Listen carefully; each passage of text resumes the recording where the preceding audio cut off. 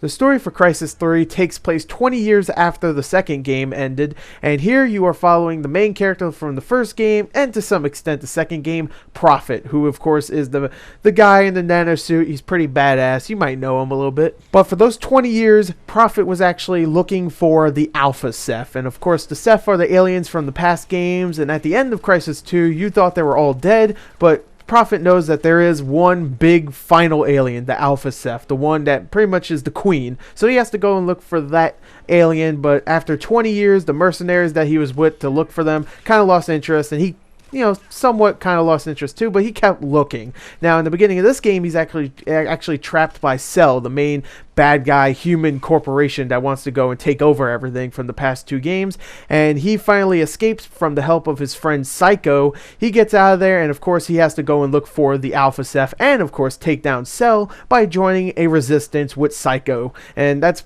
pretty much the story. He has to go around, destroy a lot of stuff, kill aliens, kill humans, be stealthy, be strong, shoot a lot of things. The story here is actually very good. I actually was very surprised that it was a very tight narrative, unlike the last game, which was very all over the place. Here it's very tight. I think the script is really good. I think all the performances were really well done, but I'll talk about that more in the voice acting. But I think everything is actually very well done in the story. I was actually very interested, even though at parts it can be very generic, especially when you get into the resistance. But I actually kind of like the characters, especially Prophet. You actually get to know more about him and all the side characters, and overall I actually really enjoyed the story. It's not amazing, but it's actually really good and way better than Crysis 2's story. But now let's talk about the sound, which I like to start off with the voice acting. And like I said in the story, I think the voice acting here is really well done, especially the man who plays Prophet. I don't know who he is, but he has a great voice for this game. He really does sound like a badass, just like in the past games, but here he actually does really fit the role perfectly. And I really enjoyed the guy that played Psycho in the game too. I think he actually did a really good job, and everybody else did a great job as well, but those two really stood out for me. Sound design here is almost near perfect, really, because all the explosions, all the gun sounds, hell, even all the armor effects, all of those sounds that your armor makes, all that stuff sounds really damn good. And I really like how if you hear an explosion from far away, it actually is going on in the background, which I really enjoyed. So I think the sound here is great, and I think the soundtrack, it's nothing amazing, but it actually does work for the game, kind of like Crysis 2's soundtrack. So overall, I think the sound here is damn good. Now let's talk about the graphics for Crysis 3, and while I did have to play this on the Xbox and not the PC, I have to say this. On the Xbox, it is a damn good looking game. It really is. The environments are breathtakingly gorgeous and actually look a little bit better than the last game, because this time you actually have a lot of foliage, a lot of grass, trees, a bunch of different colors. It looks beautiful. The guns themselves, the armor effects, the enemies themselves, all the character models, the animations, all look fantastic in this game, and I have almost no complaints besides maybe some texture loading problems. And while I think the character designs are really well done in this game, I think some of the enemies get repeated way too much. But still, this game is gorgeous either on the Xbox, but it probably looks way better on PC. Probably one of the best looking games, if not the best looking game. But still, the console version is definitely a beauty to behold. But now let's talk about the gameplay, and Crysis 3, like its predecessors, is not your typical first-person shooter. In this game, you have the nano suit, which is a piece of armor that you wear throughout the entire game, and it lets you either be completely invisible to enemies, so you can stealth your way through them and take them out without them noticing, or an armor boost, which will pretty much let you do the complete opposite and just go around, run and gun, and kill everybody without worrying about getting killed yourself.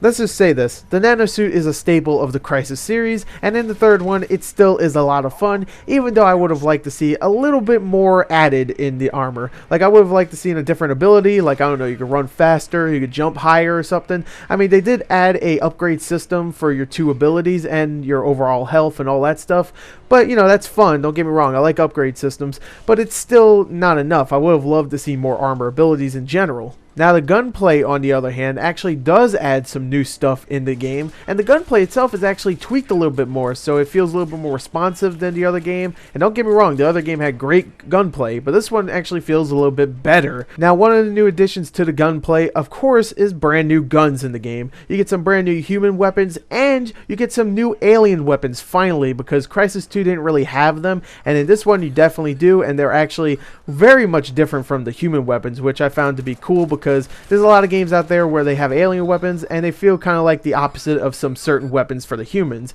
This game definitely not. They actually do feel very different. And of course, the big main gun that is new to this game is the Predator bow, which is a bow and arrow that is awesome. It really is, because it has 4 different types of arrows you can use. You have regular arrows, you have the flame ones that when you shoot an enemy they turn into big balls of fire, you have the frag ones which can blow up and take out many different enemies at once, and you have the electric ones which electrifies enemies, or you can actually shoot the water around some enemies and just take them out all out at once. And it's a lot of fun to use this. It's very tactile, which I like, and it's great for stealth, and hell, even fun for when you're running and gunning. And my favorite new addition to the gunplay is the customization of weapons, which is so fast and so smooth in the game, because all you have to do is hold the back button and you could switch the scopes and the magazines and the ammo type of your guns on the fly right there without pausing the menu at all. And that is great when you're doing stealth or even just running and gunning. It is actually really smooth, and I wish a lot of games would use that more often. Now, while the gunplay here is a lot of fun and the armor abilities, while lacking in new content, are still very entertaining to use, the nanosuit is just great. I have to say the single player is a little bit too short. Even though it is a lot of fun, it is pretty damn short. It's about 5 to 6 hours long, and Crysis 2 took me about 8 hours long, so this one actually is way shorter than the last game, which is kind of sad, but it still is a very fun game. But not only do you just get a single player mode, you also get multiplayer, just like in Crysis 2, and I find it to be very enjoyable, especially since they actually transition all the armor abilities and the single player weapons very well into the multiplayer. I just like that it's trying to separate itself away from all the other multiplayers. It is actually really fun and kind of addicting. Sure, it won't take you away from your Black Ops or your Halo, but it is very enjoyable nonetheless. And my favorite new addition to the multiplayer would definitely be the Hunter mode, which pretty much puts you in the shoes of the Predator, where you have to go and hunt down a bunch of enemies which are player controlled, and you have to kill them before the time runs out, and it's actually a very good time and uses the bow perfectly. So overall, Crysis 3 doesn't add a lot of new stuff to the series, but the single player and even the story itself is very entertaining, and the multiplayer is enough for you to come back and play this game over and over again. And I really enjoyed Crysis 3. I find it to be a really well made shooter. Definitely go check it out. It is a lot of fun. Thank you and goodbye.